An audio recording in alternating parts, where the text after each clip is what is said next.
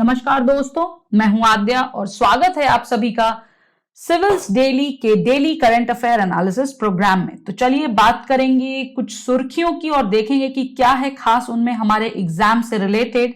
लेकिन उससे पहले हम बात करेंगे जो हमारा लास्ट लेक्चर था ऑन करंट अफेयर्स, उसमें मैंने आपसे कुछ क्वेश्चंस पूछे थे और उन क्वेश्चंस के जो आपके जवाब हैं उनसे रिलेटेड। ठीक है, तो गौरव खन्ना जी ने, मैंने क्वेश्चन ये पूछा था कि जो एंटी लिंचिंग लॉ जो हमने डिस्कस किया था उसके प्रॉस एंड कॉन्स वगैरह मैंने आपको एक्सप्लेन किए थे, क्या होता है ये एक्सप्लेन किया था और मेरा क्वेश्चन था कि ये क्यों आने चाहिए। ठीक है, तो सबसे पहले गौरव जी ने इसका आंसर दिया है। गौरव, आपने यहां पर कुछ 8 या 9 रीजंस दिए हैं कि Y anti lynching law is necessary, और मैं आपको बताना चाहूंगी कि बहुत ही बेहतरीन पॉइंट्स आपने यहां पर और थोड़े से अलग काइंड ऑफ पॉइंट्स उठाए हैं। ठीक है, कि एंटी लिंचिंग क्यों जरूरी है, जैसे कि आपने इसको कोरिलेट किया है विद प्रमोटिंग टूरिज्म से।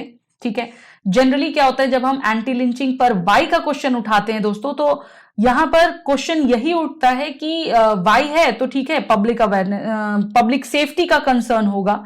ठीक है, लॉ एंड ऑर्डर को मेंटेन करने का कंसर्न होगा। एब्सोल्युटली करेक्ट है, लेकिन यूपीएससी की जब बात आती है तो यूपीएससी में आपको कुछ अलग बताना होता है। ठीक है, कुछ यूनिक, और जितना यूनिकनेस होगी आपके आंसर में, ये लगा लीजिए उतना ही ज्यादा नंबर आपको मिलेंगे। तो यहां पर जैसे कि आपने प्रमोट टूरिज्म को बताया है और इसको आपने कोशिश भी की है एक्सप्लेन करने की, एब्सोल्युटली करेक्ट है। देखो, टूरिज्म जो है वो कहीं ना कहीं अफेक्ट होता है अगर मॉब लिंचिंग वगैरह उस एरिया में ज्यादा होती हैं तो अगर एंटी लिंचिंग लॉ होगा तो टूरिस्ट के मन में भी एक कॉन्फिडेंस रहेगा और टूरिज्म अपने आप प्रमोट होगा। Very good, one of the best points you have raised here. ठीक है, और जो कुछ ऑब्वियस पॉइंट्स हैं यहां पर इससे रिलेटेड, जैसे कि लॉ एंड ऑर्डर मेंटेन करना, to safeguard the interest of common man, to maintain good image at international level, then to protect the innocent from the mob, ये सारे अच्छे हैं। आपने 5वें पर लिखा है 5th पॉइंट पर कि I think it is based on Gandhian principle, it would be great if you explain this. ठीक है, क्योंकि आपने यहां पर बेस्ड किस पर है ये बताया, जबकि हमारा पॉइंट था कि वाई इट इज नेसेसरी। ठीक है, गांधीयन प्रिंसिपल पर बेस होना उसे नेसेसरी नहीं बनाता है। एज सच हम ये नहीं कह सकते कि जितने गांधीयन प्रिंसिपल है उन सबको जो है अडॉप्ट कर लीजिए या उन सबको एप्लीकेबल कर लीजिए, और ना ही हमारी गवर्नमेंट इस चीज पर इतना वो रहती है। देन आपने लिखा है to set the landmark decision from for other countries, absolutely good and unique point here also. ठीक है, फंडामेंटल राइट्स की आपने बात उठाई है, एब्सोल्युटली करेक्ट है। It sets the responsibility of citizens, very good. And lastly आपने कहा है कि law is supreme to decide who is responsible for wrong. This is the ending and the best statement I would say in among these 9 points. Yes, law is the supreme to decide, and that is why an anti-lynching law is necessary. क्यों? क्योंकि जो anti lynching का पूरा मुद्दा है उस पर decision लेने का हक हमारी लॉ को होना चाहिए, हमारे कानून को होना चाहिए। ठीक है, so very good Gaurav, keep it up, keep writing like this, and I'm sure you will enhance every day and take a step forward towards your goal. ठीक है, चलिए नीचे चलते हैं, देखते हैं नेक्स्ट आंसर लाडली गुप्ता का है। लाडली गुप्ता आपने भी बताया है for public awareness, absolutely correct है आपका आंसर, पब्लिक अवेयरनेस के लिए होता है। Then prevent fake news, prevent fake news to the point मैं नहीं कहूंगी, बट हाँ मैं समझ गई आप किस चीज पर इंडिकेट कर रहे हो। ठीक है, इसको आप और बेहतर तरीके से कुछ वर्डिंग्स अगर दे सकते हो तो प्लीज बताइएगा। ठीक है, prevent fake news anti lynching law करेगा, ऑब्वियसली करेगा, बट इसके लिए आप कुछ और फ्रेज निकाल कर ला सकते हो जो कि कोर हिट कर रहा हो। ठीक है, तो Ladli try to analyse this and try to answer this accordingly. ठीक है, तो इससे और बेटर होगा। और तीसरा आपने लिखा है कि for respect our fundamental rights, for respect नहीं कहेंगे, हम ये कह सकते हैं कि जो हमारे फंडामेंटल राइट्स हैं बेसिकली उनको प्रोटेक्ट करने के लिए। ठीक है, तो फंडामेंटल राइट्स वाला पॉइंट एब्सोल्युटली करेक्ट है, but not just only for respect. ठीक है, फंडामेंटल राइट जो है हमारे कॉन्स्टिट्यूशन में वो अपने आप में आधार स्तंभ हैं। ठीक है, जो कि ऑल द इंडियन सिटीजन्स, या हम कह लें जो सिटीजन्स हमारे देश में हैं, जितने भी लोग हैं, उनके राइट्स को प्रोटेक्ट करते हैं। ठीक है, तो उनके लिए चूंकि उनमें स्टेटेड है ये सारी चीजें, इसलिए भी होना चाहिए। ठीक है, नेक्स्ट हमारा एब्सोल्युटली गुड है Ladli, but try to like increase few more points and try to be more to the point. ठीक है, आपका आंसर एब्सोल्युटली करेक्ट है, मैं ये नहीं कह रही हूं कि गलत है, लेकिन और बेहतर आप इससे लिख सकते हो। ठीक है, तो अगली बार कोशिश करिएगा, एक और स्टेप आगे चलेंगे साथ में। ओके, नेक्स्ट आंसर हमें जानवी ने दिया है। जानवी ने आंसर हमें दिया ओआईसी स्टैंड पर। मैंने पूछा था कि ओआईसी का क्या स्टैंड है on the Kashmir issue. Janvi आपने बताया है कि it has been generally supportive of Pakistan stand on Kashmir and has issued statements criticizing the alleged Indian atrocities in the state UT. ठीक है, these statements over the last 3 decades became an annual ritual of the little significance to India. Last year, after India revoked Article 370 in Kashmir, Pakistan lobbied with the OIC for their condemnation of the move. Absolutely correct and very good Janvi, आपने सही कहा। Kashmir issue पर OIC India के साथ नहीं खड़ा है, despite की जो ओआईसी के जो मेंबर कंट्रीज हैं उनके इंडिया के साथ बहुत अच्छे रिलेशंस हैं, लेकिन ओआईसी की अगर हम बात करें तो ओआईसी का स्टैंड, कलेक्टिव स्टैंड इंडिया के साथ नहीं बल्कि पाकिस्तान के साथ है on the Kashmir issue. Absolutely correct. ठीक है, चलिए आगे चलते हैं। विकास ने आंसर दिया है, मैंने पूछा भी था कि about the right of governor to address and send messages to the house. Article 175 आपने कहा है, एब्सोल्युटली करेक्ट है, वेरी गुड। और देन जानवी ने भी आंसर किया है about anti lynching law, why it is necessary. Janvi ने कहा है कि टारगेट्स जो हैं वो often most vulnerable sections of the society हैं and frequency of the cases has led to a demand for an anti lynching law. Absolutely correct. According to a report in Hindustan Times, 22 people have been lynched to death since May, and the latest news has been reported from Dhule in Maharashtra on July 1 when 5 men were lynched to death. बहुत अच्छा, very good. The way you have cited an example here, Janvi, like it gives you an opportunity that you will get an extra mark for this. हमें अपने answer को support करना होता है example से। ठीक है, जो भी आप आंसर लिख रहे हो कोशिश करो उसमें एक आध एग्जाम्पल जरूर दो, जैसे कि जानवी ने यहां पर एंटी लिंचिंग की नेसेसिटी को बताने के लिए एक एग्जाम्पल दिया है कि भाई हिंदुस्तान टाइम्स की रिपोर्ट में ये चीजें थी और इसलिए भी ये लॉ जरूरी हो जाता है टू सेफ गार्ड। अब अगर हम सिंपली लिख दें to safeguard, that won't be that impactful, जो कि यहां पर जिस तरीके से जानवी ने लिखा है एक एग्जाम्पल के साथ सपोर्ट करते हुए। ठीक है, और सिंस बहुत सारे केसेस हो रहे हैं लिंचिंग के, लोगों के फेथ लूज कर रहे हैं जुडिशियल डेमोक्रेटिक सिस्टम में, इसलिए भी जरूरी है। Absolutely correct and very good and unique point Janvi, keep it up. और लास्टली आपने बताया है मार्जिनलाइज्ड पुअर को इसमें इंक्लूड किया है, इनोसेंट लोगों को इंक्लूड किया है, वल्नरेबल कम्युनिटीज को डाला है। ठीक है, वेरी गुड। और टू द पॉइंट आंसर मैं कहूंगी आपका absolutely correct. You have written it in a paragraph way but still very impactful and to the point, keep it up. उसके बाद मैंने आपसे एक और क्वेश्चन पूछा था कि दोस्तों वो कौन सा आर्टिकल है जो गवर्नर को वो पावर देता है कि वो बिल को प्रेसिडेंट के असेंट के लिए विदहोल्ड कर सकता है अपने पास, और जानवी ने बोला है आर्टिकल 200। एब्सोल्युटली करेक्ट है। ठीक है, उसके बाद आते हैं हिजाब कंट्रोवर्सी पर। हिजाब कंट्रोवर्सी क्या थी मैंने पूछा था आपसे, और उसके बारे में भी आपने बताया कि एक ऐसी कंट्रोवर्सी हिजाब के ऊपर जो कि मुस्लिम गर्ल्स द्वारा वेयर किया जाता है वो शुरू, पूरा आपने इसको जो है बताया कि कर्नाटका में ये हुआ, वहां पर 6 वुमेन इन्वॉल्व थी, फीमेल्स इन्वॉल्व थी। ठीक है, पीयू कॉलेज फॉर गर्ल्स की थी वो उदीपी में, और उन्हें अलाउ नहीं किया गया था to attend the classes. Students protest पर थे इस मुद्दे को लेकर, claiming the college was not allowing them to attend classes for last 15 days. ये भी आपने जो पूरा का पूरा सिनेरियो यहाँ पर रोट डाउन किया है like within the limited words.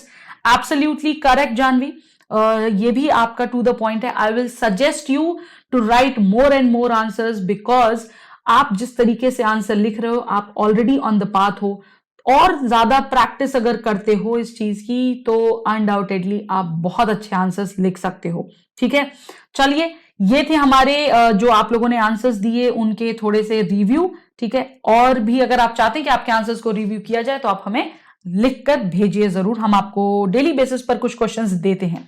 तो शुरू करते हैं अब आज की खबरों का सिलसिला, और जो न्यूज हमारी है सबसे पहली वो है अबाउट द डार्क मैटर। ठीक है, तो बेसिकली क्या हुआ है कि एक रीसेंट हाइपोथेसिस दी गई है जो कि जिसके अनुसार ये कहा जा रहा है कि जो डार्क मैटर है हमारा, that comprises a large number of compact objects जैसे कि प्रीमॉर्डियल ब्लैक होल्स। ठीक है, तो ये कह सकते हैं कि जो क्वेश्चन रेज हुआ है बेसिकली वो यही है कि can dark matter be composed even partly of black holes. क्या ब्लैक होल से कंपोज होता है डार्क मैटर? क्या है डार्क मैटर, इसे हमें समझना है। ठीक है, और जो मेन मुद्दे हैं मैं आपको बता दूं जिन पर आज हम बात करने वाले हैं, वो सबसे पहले तो हमारा डार्क मैटर है, देन प्रीमॉर्डियल ब्लैक होल्स है, देन ग्रेविटेशनल लेंसिंग है। इन सारी चीजों पर हम बात करेंगे। ठीक है, तो एस्ट्रोनॉमिकल ऑब्जर्वेशंस जो हैं वो सजेस्ट कर रहे हैं कि एक सिग्निफिकेंट पार्ट ऑफ जो है हमारे पूरे यूनिवर्स का बेसिकली वो जो है with the rest of the universe interact करता है थ्रू ग्रेविटेशनल पुल के द्वारा। ठीक है, तो चलिए इस न्यूज को और अच्छे से समझते हैं। जो एरियाज मैंने हाईलाइट किए हैं वो एरियाज हमें कवर करने हैं मुख्यतः। ओके, तो लेट्स स्टार्ट दिस। सबसे पहले हम समझेंगे कि भाई डार्क मैटर आखिर होता क्या है। तो देखिए एस्ट्रोनॉमिकल ऑब्जर्वेशंस जो बनी हैं, जो ऑब्जर्वेशंस हमें मिल रही हैं वो हमें ये सजेस्ट करती हैं, जैसा कि मैंने बताया, कि हमारे विश्व का, हमारे यूनिवर्स का एक बहुत बड़ा पार्ट जो है वो डार्क मैटर का बना हुआ है। ठीक है, और वो पार्ट जो है वो जो बचे हुए पार्ट हैं यूनिवर्स के उससे इंटरैक्ट करता है विद अ ग्रेविटेशनल पूल। ठीक है, और बहुत सारी बड़ी बड़ी लैब एक्सपेरिमेंट्स में भी जो है ये चीजें पाई गई हैं और कोशिश की जा रही है लैब एक्सपेरिमेंट्स द्वारा कि डिटेक्ट किया जा सके वो पार्टिकल्स, वो एलिमेंट्स जो कि ये हम कह सकते हैं जिनसे कि डार्क मैटर बना हुआ हो सकता है। ठीक है, हालांकि डार्क मैटर के जो पार्टिकल्स हैं वो अभी तक डिटेक्ट नहीं हुए हैं। ओके, और बहुत सारे एस्ट्रोनॉमिकल ऑब्जर्वेशंस ये भी सजेस्ट करते हैं कि जितनी भी गैलेक्सीज हैं, ठीक है, वो एम्बेडेड हैं in the hello of dark matter. ठीक है, और जो विजिबल गैलेक्सीज है वो डिस्क एम्बेडेड है इन डार्क मैटर हैलो, और उसकी जो साइज है बेसिकली वो काफी बड़ी है। ठीक है, इसके बाद डार्क मैटर के बाद जो दूसरा मुद्दा उठकर आता है वो आता है हमारा ग्रेविटेशनल लेंसिंग का। ठीक है, अब ग्रेविटेशनल लेंसिंग की जब हम बात करते हैं तो जो पेपर है बेसिकली, जो पेपर लिखा जा रहा है उसको अगर हम ध्यान में रखें तो वो हमें बताता है कि कैसे जो है जो ये ऑब्जेक्ट्स हैं वो ग्रेविटेशनल वेव्स के कांटेक्ट में आते हैं और वो ट्रैवल करते हैं towards the earth from the distance. ठीक है, और क्या होता है जब ये ऑब्जेक्ट्स जो है ग्रेविटेशनल वेव्स के कांटेक्ट में आते हैं, क्या उनका रिजल्ट आता है, कैसी चीजें होती हैं, ये हमें इस पेपर में देखने को मिला। और ये भी बताया गया कि ये सारी प्रक्रिया जो है, ये सब कुछ जो है ये इन्वोक करती है एक ऐसे फिनोमेना को जिसको हम ग्रेविटेशनल लेंसिंग कहते हैं। और ये ग्रेविटेशनल लेंसिंग जो है ये यूज की जाती है एस्ट्रोनॉमी में रेगुलर बेसिस पर।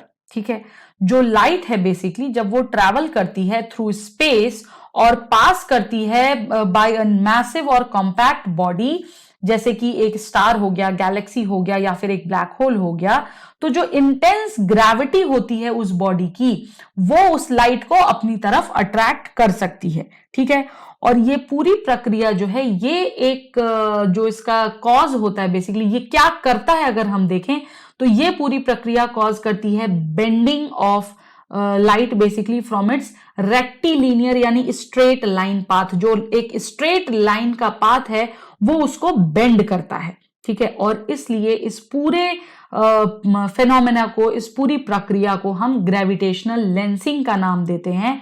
और सर्वप्रथम सबसे पहले जो है ये ऑब्जर्व किया गया था बाय आर्थर एडिंगटन द्वारा। कब? 1919 में। ठीक है, काफी पहले की बात है ये। तो देखो आप ये देख रहे हो यहाँ पर ये इमेज है, ये आज के न्यूज़पेपर की ही इमेज है। यहाँ पर बताया गया कि कैसे ग्रेविटेशनल माइक्रो लेंसिंग जो है वो काम करती है। ठीक है, आप देख सकते हो जो यहाँ पर बताया गया है कि when a gravitational wave approaching the earth is interrupted by the presence of black hole, जो सिग्नल्स हैं वो मॉडिफाई हो जाते हैं as shown in the figure. ठीक है, अब देखो ये हमारी सोर्सेज हैं of gravitational waves in distant universe, then ये हमारी ओरिजिनल ग्रेविटेशनल वेव सिग्नल थे, लेकिन ब्लैक होल जो है यहां पर जैसे ही आपका ग्रेविटेशनल लेंस की तरह काम किया, ये वाले जो ओरिजिनल सिग्नल्स थे ये ऐसे हो गए। ठीक है, देख रहे हो ना डिफरेंस, देखो आप यहां पर। ठीक है, after lensed by the black hole. और एक good fraction of the universe जो है वो डार्क मैटर का बना होता है, ये हमें ध्यान में रखना है। दूसरी चीज, जो डार्क मैटर है that is made of black holes and they will interact with the gravitational waves passing in their vicinity. Scientist जो हैं वो इनका यूज करते हैं to infer the presence of black holes. Okay, तो ये पूरा जो ग्रेविटेशनल लेंसिंग और ब्लैक होल और डार्क मैटर का फंडा है, आई होप आपको थोड़ा सा समझ आया होगा। ठीक है, और समझते हैं इसको। तो देखो, जो एक्चुअली बेसिकली जो हमारे मैसिव ऑब्जेक्ट्स हैं ना गैलेक्सीज में, वो बेंड हो जाते हैं सिग्निफिकेंटली और वो प्रोड्यूस करते हैं मल्टीपल इमेजेस, जिसे नाम दिया गया है स्ट्रॉन्ग लेंसिंग का। जब मल्टीपल इमेजेस प्रोड्यूस होती है तो उसे स्ट्रॉन्ग लेंसिंग कहा जाता है। ठीक है, इतना ही नहीं, जो लाइटर ऑब्जेक्ट्स हैं जैसे कि स्टार्स हो गए, ब्लैक होल्स हो गए, ये उन लाइट्स को बेंड कम करते हैं और इसलिए इन्हें माइक्रो लेंसिंग कहा जाता है। ये सब जो डेफिनेशन काइंड ऑफ लाइंस है ना, ये काफी इंपॉर्टेंट है गाइस, क्योंकि क्वेश्चन में आपको ये लाइंस ही दी रहेंगी और इसमें कुछ कुछ चेंजेस कर देगा। ठीक है, इसी तरीके का एक सिमिलर लेंसिंग भी होता है जो कि ग्रेविटेशनल वेव्स द्वारा होता है अर्थ की तरफ, और ये जो है जो इसमें जो चीजें मिलती हैं हमें वो डिटेक्ट करती हैं ग्रेविटेशनल को। जो रिजल्ट मिलता है बेसिकली ग्रेविटेशनल वेव्स के चेंजेस में, वो डिटेक्ट करता है कि भाई यहाँ पर ग्रेविटेशनल वेव्स हैं। और इतना ही नहीं, इनके these can be used to detect the presence और existence of even primordial black holes का भी। अब अगर हम बात करें डार्क मैटर की कि भाई डार्क मैटर क्या होता है, कैसे बना होता है, क्या चीजें, तो देखिए अभी तक का क्या है कि जो इंडिविजुअल ब्लैक होल है, ठीक है, उसमें कहीं भी ये मार्क नहीं किया गया है कि भाई वहां पर ग्रेविटेशनल वेव्स डिटेक्ट हुई हैं। ठीक है, so basically we can say कि जो ब्लैक होल्स हैं, they have not been marked out these signatures on the gravitational waves detected by LIGO Virgo detectors. तो जो LIGO वर्गो डिटेक्टर्स हैं बेसिकली, ये जो ग्रेविटेशनल वेव्स डिटेक्ट करते हैं, उनमें एज सच कोई इंडिविजुअल ब्लैक होल्स नहीं मिले अभी तक। ठीक है, लेकिन हाउएवर जितने भी डार्क मैटर हैं, all of the dark matter, वो प्राइमोर्डियल ब्लैक होल से बने हुए हैं और वो जो है प्रोड्यूस करते हैं detectable signatures on the gravitational wave signals. ठीक है, तो ये इंपॉर्टेंट आ जाता है, ये जो सेकंड वाला पॉइंट है इसको याद कर लेना हो सके तो, क्योंकि अगर इससे रिलेटेड क्वेश्चन आया MCQ बेस्ड में तो ये चीज जरूर आएगी कि dark matter is made up of primordial black holes और they should have produced detectable signatures on the gravitational wave signals. Researchers जो हैं वो यूज करते हैं the non observations of the lensing signature. क्यों? क्योंकि वो इसके द्वारा असेस करते हैं कि कितना फ्रैक्शन जो है डार्क मैटर का वो ब्लैक होल से बना हो सकता है। ठीक है, कि किस तादाद में, कितने फ्रैक्शन में, कितने पार्ट में ब्लैक होल हो सकता है और कितने पार्ट में नहीं हो सकता है, इसका अनुमान लगाने के लिए। ओके, आगे चलते हैं। नेक्स्ट न्यूज हमारी जो है वो इंडस वाटर ट्रीटी से रिलेटेड है। बहुत छोटी सी न्यूज है बट इंपॉर्टेंस बहुत ज्यादा है। देखिए, इंडस से रिलेटेड कई बार हमें क्वेश्चंस देखने को भी मिले हैं। तो जो अगर हम न्यूज हेडलाइंस की बात करें तो न्यूज हेडलाइन हमारी जो है वो यही कहती कि इंडस ट्रीटी एनुअल मीट होगा 1 मार्च को। ठीक है, जहां पर 10 मेंबर इंडियन डेलीगेशन के विजिट करेंगे Pakistan for the annual meeting of the permanent Indus commission from March 1 to 3। ठीक है, और एक सीनियर जल शक्ति मिनिस्ट्री ऑफिशियल भी होंगे, उन्होंने ये बात हमें बताई है। ठीक है, कि 10 मेंबर की टीम जाएगी पाकिस्तान इस चीज पर बात करने। ओके, सबसे पहले मीटिंग वगैरह से रिलेटेड की चीजों में अगर हम बात करें तो सबसे पहले इंपॉर्टेंट आती है इंडस वाटर ट्रीटी की, कि भाई ये इंडस वाटर ट्रीटी आखिर है क्या। तो मैं आपको बता दूं, इंडस वाटर ट्रीटी आई थी 19 सितंबर 1960 में, यानी 1960 में। और ये ट्रीटी लाई गई थी regarding the distribution of waters of Indus and it's tributaries between India and Pakistan, कि किस तादाद में भारत और पाकिस्तान के बीच डिवीजन होना है इंडस के पानी का, उसको लेकर ये ट्रीटी बनाई गई थी 1960 में between India Pakistan and a representative of world bank after 8 years of negotiations. तो लगभग 8 years ऑफ नेगोशिएशंस चले थे। यहां पर पार्टीशन ऑफ इंडिया जो है वो इंडस रिवर को कट करता है, इंडस रिवर बेसिन को कट करता है, जिसमें कि इंडस रिवर और उसकी 5 मेन ट्रिब्यूटरीज आती हैं। वेस्टर्न रिवर्स की बात करें तो चेनाब, झेलम और इंडस है, झेलम और इंडस है, और ईस्टर्न रिवर की बात करें तो सतलुज, ब्यास और रावी है। ठीक है, अब यहां पर मेरा आपसे एक क्वेश्चन उठता है जो कि बहुत इंपॉर्टेंट है। इन 5 ट्रिब्यूटरीज का, ठीक है, आपको मुझे ओल्ड नेम बताना है। रावी को ओल्ड वैदिक टाइम्स में किस नाम से जानते थे, ब्यास को किस नाम से जानते थे, सतलुज को किस नाम से जानते थे, ये आपको मुझे बताना है। और मैं आपको बता दूं कि कई बार यूपीएससी प्री में ये इस टॉपिक से रिलेटेड क्वेश्चन आ चुका है। ठीक है, तो इंपॉर्टेंट है। ओके, आगे चलते हैं, इंडस वाटर कमीशन पर आते हैं। तो देखिए, इंडस वाटर का जो परमानेंट कमीशन है, बेसिकली इसके तहत एक बार हर बेसिकली वंस एवरी 5 years जो है ये कंडक्ट कराता है एक general inspection of all the reverse in the part, और जो पूरा का पूरा इंस्पेक्शन टूर है वो किया जाता है, और ये रेगुलरली मीट करते हैं साल में एक बार। ठीक है, जो इसके मेंबर्स हैं बेसिकली इंडस वाटर कमीशन के तहत, ट्रीटी के तहत जो परमानेंट इंडस कमीशन है, इसके सारे मेंबर्स को एक बार मिलना पड़ता है साल में। ठीक है, इसको और थोड़ा सा समझेंगे। देखिए, इंडस एक जो इसका एजेंडा है इस साल का, ठीक है, अब मीटिंग हो रही है तो उसके कुछ एजेंडास तो होंगे ही होंगे। तो क्या एजेंडा है इस साल यानी 2022 का? सबसे पहले पाकिस्तान के पास कुछ ऑब्जेक्शंस हैं on Indian hydro electric projects, जिसका नाम है पकलडल। ठीक है, इस पर, और लोअर कलनई और Kiru in Chenab basin in Jammu and Kashmir. Pakistan ने ऑब्जेक्शंस रेज किए हैं regarding what, regarding the designs of these projects. हालांकि इंडिया जो डिजाइंस हैं प्रोजेक्ट की उन्हें असर्ट करता है और कहता है कि ये फुल्ली कंप्लायंट है with the provisions of the Indus water treaty, यानी हमने जो डिजाइंस बनाए हैं वो पूरी तरीके से कॉम्पैक्ट है, सही है according to Indus water treaty में। अब बात आती है परमानेंट इंडस कमीशन की। तो परमानेंट इंडस कमीशन जो एक बायलैटरल कमीशन है जिसमें ऑफिशियल्स होते हैं इंडिया से भी, पाकिस्तान से भी, और ये कमीशन जो है ये तय करता है about managing the goals and objectives of the IWT। अब IWT पर आते हैं, यानी इंडस वाटर ट्रीटी पर आएंगे 1960 की, जो मैंने आपको अभी समझा दिया है। ठीक है, इसमें से कुछ और पार्ट है, ठीक है, कि जो ये ट्रीटी थी इसके अग्रीमेंट के द्वारा जो कंट्रोल है over the water flowing in the 3 eastern rivers, that is Beas, Ravi और सतलुज, वो इंडिया के पास है। तो ये याद कर लेना कि इंडिया के पास क्या क्या है, ब्यास, रावी और सतलुज। ठीक है, तो ये जो है हमारे पास है। और जो वेस्टर्न रिवर्स हैं इंडस, चेनाब और झेलम, ये 3 रिवर्स जो है किसे दी गई हैं, पाकिस्तान को दी गई हैं। तो ये डिवीजन जरूर याद रखिएगा। हो सकता है इसको इंटरचेंज करके आपको इंडिया वाले पे पाकिस्तान कर दे और पाकिस्तान वाले पे इंडिया कर दे और आपसे एग्जाम में क्वेश्चन पूछ दे, तो गलत नहीं होना चाहिए। वो कौन कौन से राइट्स हैं जो इस ट्रीटी के तहत इंडिया के पास हैं? तो देखिए, सबसे पहले इंडिया को वेस्टर्न रिवर्स का पानी यूज जो है अगर करना है तो वो बहुत लिमिटेड इरिगेशन में यूज कर सकते हैं। And unrestricted use of power generation, domestic industrial non consumptive uses such as navigation, floating of property, fish culture etcetera का राइट मिला हुआ है। ये जो पूरी हमारी कमीशन है या जो ट्रीटी है ये ले डाउन करती है precise regulations to build any kind of water या फिर hydel projects over these reverse.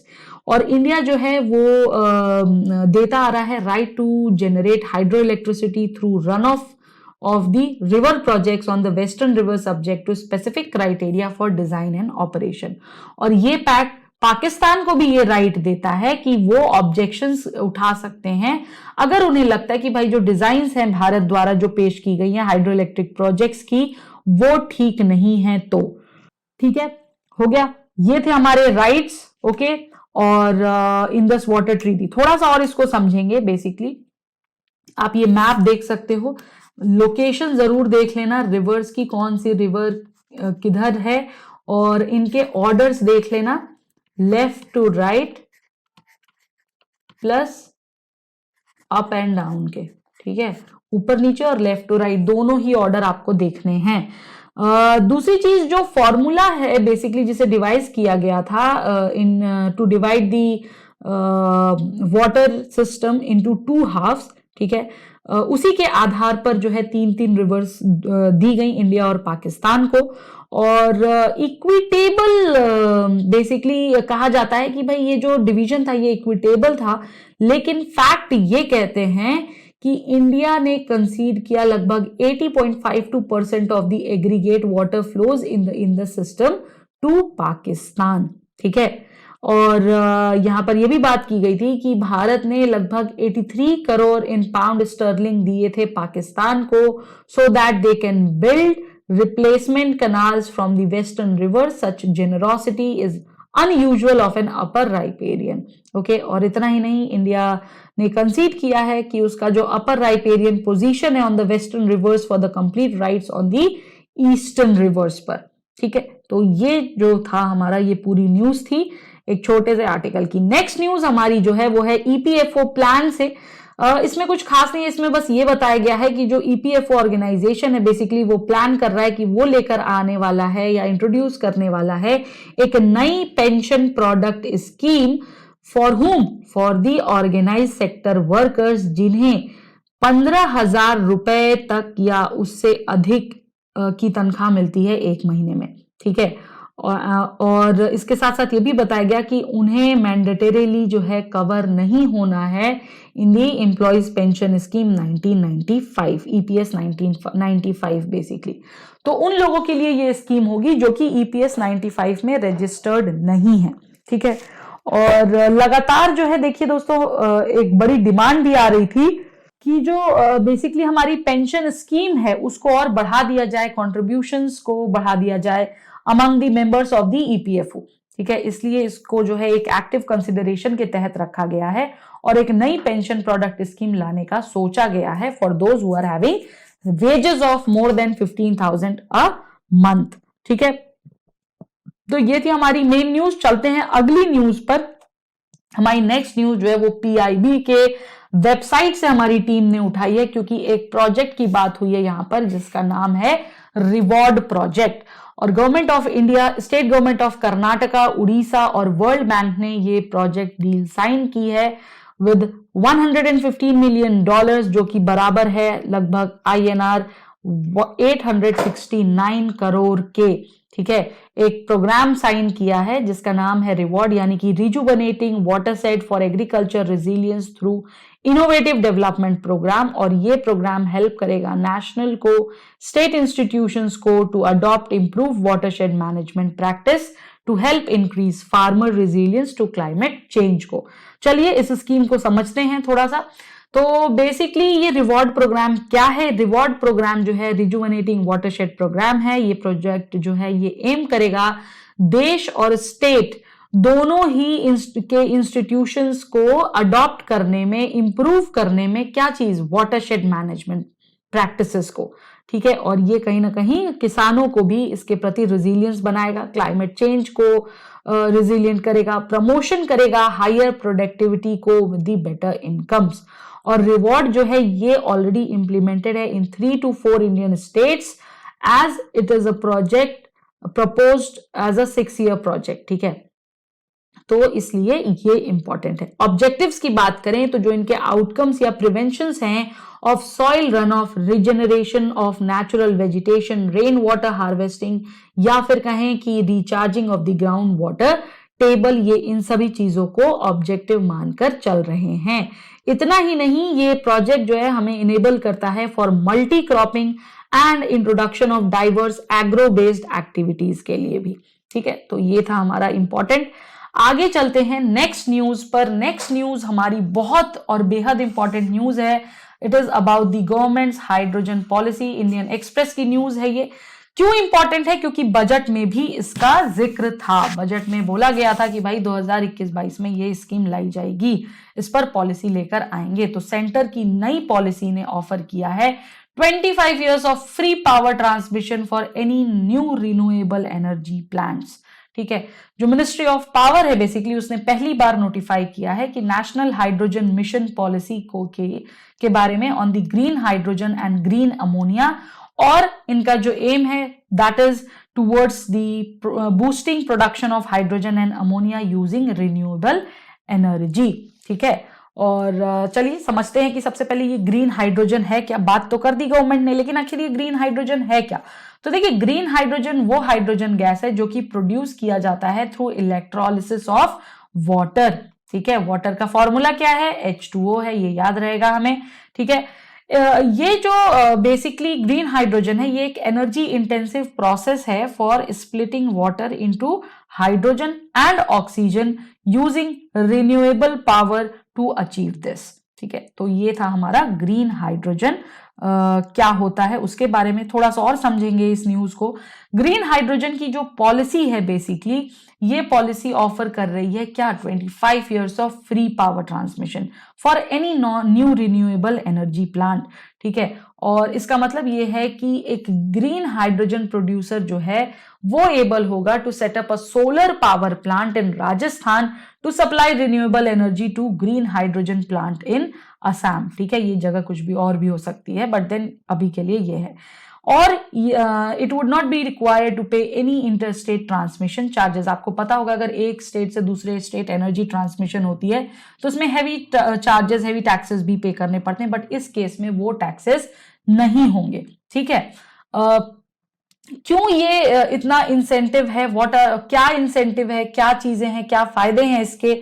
तो सबसे पहले बेसिकली जो गवर्नमेंट है हमें वो प्रोवाइड करती है क्या? एक सिंगल पोर्टल जिससे कि हम क्लियरेंस करा सकते हैं for setting up green hydrogen project. मतलब कि बहुत इजी प्रोसेस है। ठीक है, ईज ऑफ प्रोसेस। ठीक है, दूसरी चीज ये फैसिलिटेट करती है प्रोड्यूसर्स को कि वो किसी भी सरप्लस रिन्यूएबल एनर्जी को जनरेट कर सकते हैं with discoms for up to 30 days and जब भी उनको रिक्वायरमेंट लगती है। तो ये जो रिक्वायरमेंट है ये टाइम बाउंड क्लियरेंस के लिए होगी, और इनके जो प्रोजेक्ट्स हैं वो इन्वेस्टमेंट भी लाएंगे, जबकि जो ग्रिड कनेक्टिविटी है वो प्रायोरिटी बेसिस पर पूरे प्रोसेस को, ऑपरेशंस को जो है वो आसान बनाएगी।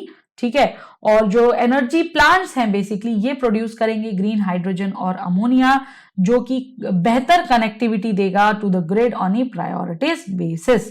ठीक है, और स्टेट डिस्कॉम्स जो हैं हमारे वो भी प्रोक्योर करेंगे रिन्यूएबल एनर्जी को, और ऐसी प्रोक्योरमेंट्स जो है ये काउंट करेगी towards states renewable purchase obligation, जिसे हम आरपीओ के नाम से जानते हैं। और इसके तहत वो रिक्वायर्ड भी होगा to procure a certain proportion of its requirement from renewable energy sources. इस पॉलिसी के तहत जो पोर्ट अथॉरिटीज हैं उनको जो है वो प्रोवाइड कर सकते हैं land at applicable charges to green hydrogen and green ammonia producers. ठीक है, और जर्मनी और जापान को मुख्यतः देखा जा रहा है यहाँ पर, दो देशों को जो है काफी ज्यादा कंसीडर किया जाएगा, जर्मनी और जापान को, कि वो की मार्केट होल्डर्स हो सकते हैं भारत में हाइड्रोजन प्रोडक्शन को लेकर। ठीक है, तो ये ध्यान में रखने वाली चीजें हैं। ओके, यहां पर एक क्वेश्चन निकल कर आता है जो कि आपको मुझे बताना है कि इसका जो बेसिकली हमारी पॉलिसी है, ठीक है, ग्रीन हाइड्रोजन जो पॉलिसी लेकर आई जा रही है इसका सिग्निफिकेंस क्या हो सकता है? What could be the benefits of this policy? Okay, ये आपको मुझे लिखकर बताना है। तो ये थी दोस्तों आज की खबरें। चलिए चलते हैं अब आज के क्वेश्चन के ऊपर। दो क्वेश्चंस हैं यहां पर आपके लिए। सबसे पहला क्वेश्चन हमारा मेंस पर है।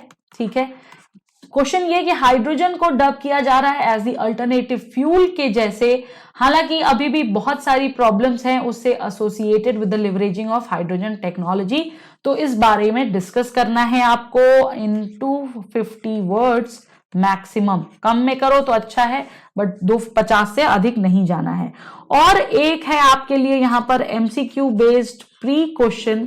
ठीक है, यहाँ पर आपको असर्शन रीजन दिए हैं, ऑप्शंस दिए हैं, ये आपको बताना है मुझे इन दोनों का ही आंसर कमेंट सेक्शन में, और मैं आपको वो चीज रिव्यू करके कल के सेशन में डिस्कस करूंगी आपके साथ। ठीक है दोस्तों, और अगर आप अपने प्रीलिम्स को बहुत अच्छे तरीके से कंप्लीट करना चाहते हैं, बेहतर तरीके से प्रिपेयर करना चाहते हैं, तो आप हमारा स्मैश प्रीलिम्स 2022 प्रोग्राम ज्वाइन कर सकते हैं, जहां पर आपको बहुत सारी हेल्प मिलेगी और आपकी जो तैयारी है वो और बेहतर होगी और आप अपने लक्ष्य के एक कदम और नजदीक चले जाएंगे। ठीक है, तो ये थी आज की खबरें, आज के एनालिसिस। अगर कुछ डाउट हो तो कमेंट सेक्शन में जरूर बताइएगा।